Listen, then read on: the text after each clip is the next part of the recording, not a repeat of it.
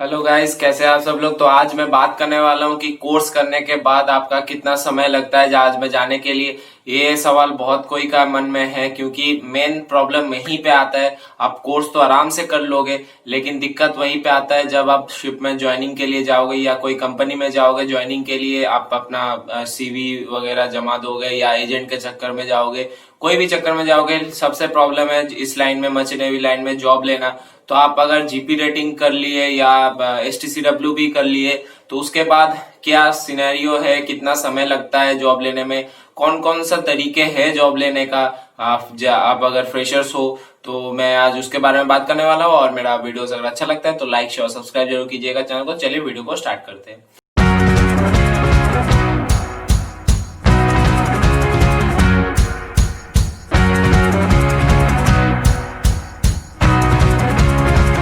तो आज का जो टॉपिक है कि कोर्स करने के बाद आपका कितना समय लगता है जहाज में जाने के लिए। देखिए, डिपेंड करता है। कोर्स तो आप तुरंत मिल जाएगा कहीं ना कहीं, जीपी रेटिंग एसटीसीडब्ल्यू कहीं ना कहीं, क्योंकि बहुत सारे प्राइवेट कॉलेजेस है और वहां पे तो पैसा दोगे आपको मिल जाएगा कोर्स करने को। तो कोर्स तो आपका हो जाएगा आसानी से। कोर्स करने के बाद एक आता है कि एक ऑप्शन आता है कि आप मतलब जो कॉलेज में पढ़ाई कर रहे हो, या तो वो कॉलेज प्लेसमेंट दे रहा है। अभी ज्यादातर कॉलेज प्लेसमेंट नहीं देता है, फ्री में प्लेसमेंट कोई नहीं देता है।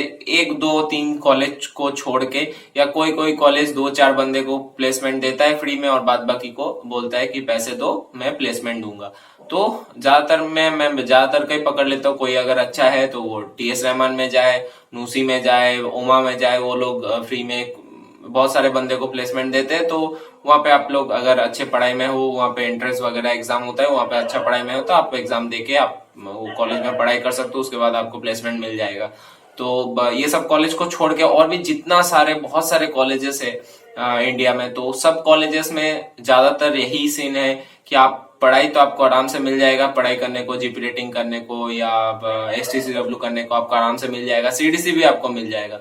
लेकिन उसके बाद जॉब कैसे लेंगे? जॉब लेने का या तो कॉलेज से आप बात करो, कॉलेज से पहले ही मतलब एडमिशन के पहले ही बात करो कि कॉलेज वाले कैसा क्या ज्वाइनिंग देता है, कितना पैसा लेता है। पैसा तो लेगा ही, कितना पैसा लेता है वो भी डिपेंड करता है, कौन सा जहाज पे भेज रहा है। तो सब कुछ आप कंफर्म करो अगर आपको सही लगता है, क्योंकि तब तक आपको थोड़ा मोड़ा नॉलेज हो जाएगा जहाज के बारे में, कैसा क्या होता है।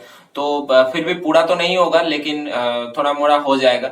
तो आप पहले कॉलेज में अपना ट्राई करो, अपना कॉलेज में कि बोलो कि मैं इतना पैसा दे सकता हूँ, मुझे जहाज में चढ़ा दो, या क्या आप लोग देखो कितना पैसा दे रहा है। मेरे हिसाब से सबसे अच्छा राय है कि आप मुंबई जाओ। जैसे आपका कोर्स खत्म होता है आप मुंबई जाओ।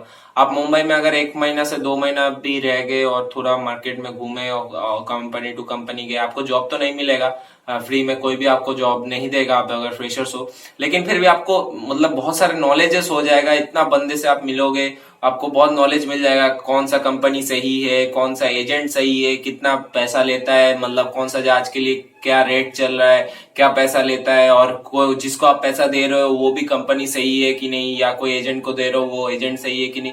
तो आपको पूरा नॉलेज हो जाएगा कैसे क्या होता है काम, काम कैसे कर होता है। पैसा तो बहुत कोई के पास होता है, पैसा दे भी देता है, लेकिन काम कैसे होता है, ओरिजिनल काम कौन करवाता है, डुप्लीकेट कैसे आप समझोगे कि ये मेरे आपके साथ डुप्लीकेट ही कर रहा है। तो ये आप अगर मुंबई नहीं जाओगे तो आपको घर बैठे ये सब नहीं पता चलेगा।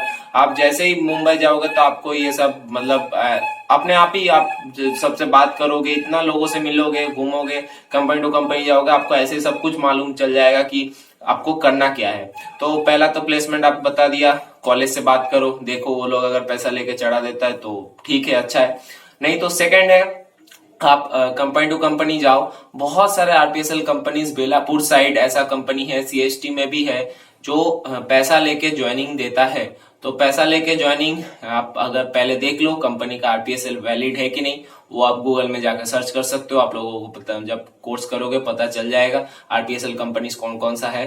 तो वो आप गूगल में जाके आरपीएसएल कंपनीज का लिस्ट निकालो, देखो कौन किसका किसका कब तक का वैलिडिटी है आरपीएसएल लिस्ट का। तो वो आप देख लो पहले आरपीएसएल लिस्ट। तो फिर उस हिसाब से आप कंपनी में जाओ। तो कंपनी में जाके फिर आप पूछो आप जहां पे रह रहे हो, या कंपनी में और भी बंदे होंगे जो वहां पे जा रहे होंगे ज्वाइनिंग के लिए या साइन ऑफ के लिए। तो बहुत सारे बंदे आपको मिलेंगे, तो उनसे बात करो, उनसे पूछो कि ये कंपनी कैसा है, इसको मैं इतना पैसा मांग रहा है, ये पैसा सही है कि नहीं। तो अगर पैसा ले भी रहा है तो कंपनी से बोलो कि मेरा काम होने के बाद पैसा दूंगा। और अगर काम होने के पहले भी पैसा मांग रहे, कुछ थोड़ा मोड़ा जस्ट 1-2 हजार 5 हजार ऐसे ही, उससे ज्यादा कभी भी मत किसी को पैसा देना। मेरे हिसाब से पहले पैसा ही मत दो। लेकिन अगर एकदम बहुत सारे काम ऐसे होते हैं, बहुत सारे एजेंट भी ऐसे होते हैं, पहले पैसा मतलब अपने सिक्योरिटी के लिए कुछ मांगते हैं, तो आप बोल दो कि 2 हजार 3 हजार 5 हजार मैं इतना ही दूंगा, उसके बाद काम होने पहले आप सबसे पूछो आपके आस पड़ोस में जो है, जो भी जिससे भी आप मिले होगे सीमैन से, कि वो कंपनी सही है कि नहीं, सच में काम करवाते हैं कि नहीं, या एजेंट भी हो, सबका ऐसा ही है कि आप पहले पता करो उसके बारे में। और आप जहीं भी जाओगे ना, आपको ये सुनने को वर्ड बहुत मिलेगा कि अर्जेंट वैकेंसी है। तो अर्जेंट वैकेंसी कुछ नहीं होता है, सब आराम से ही होता है, लेकिन अर्जेंट कुछ नहीं होता है। अर्जेंट इसीलिए बोलता है कि ताकि आप, अरे भाई अर्जेंट है, जिसको पता नहीं होगा तो वो तुरंत पैसा दे देगा, फिर आपको घुमाएगा, आज नहीं कल आओ, परसों आओ, मेडिकल करवाओ, ये करवाएंगे, वो डॉक्यूमेंट्स नहीं हुआ, तो आप बहुत कुछ घुमाते रहेगा। तो इस लाइन में बहुत सारे डॉक्यूमेंट्स, एक शिप में जाने के पहले बहुत सारे डॉक्यूमेंट साइन करना पड़ता है, एग्रीमेंट लेटर, कॉन्ट्रैक्ट लेटर, बहुत कुछ होता है। तो उसमें आपको फंसाते जाएंगे कि इधर उधर, इधर भेजेगा उधर भेजेगा, ये करके लाओ वो करके लाओ, तो बहुत कुछ है। तो आप लोग पैसे पहले मत दो जब तक आपका मेडिकल ना हो जाए, जब तक आपका मास्टर चेकर में चढ़ ना जाए जहाज का नेम, कौन सा जहाज में जा रहे हो, डीजी से एक मेल आता है कि आप इस जहाज में इस तारीख को साइन ऑन करोगे।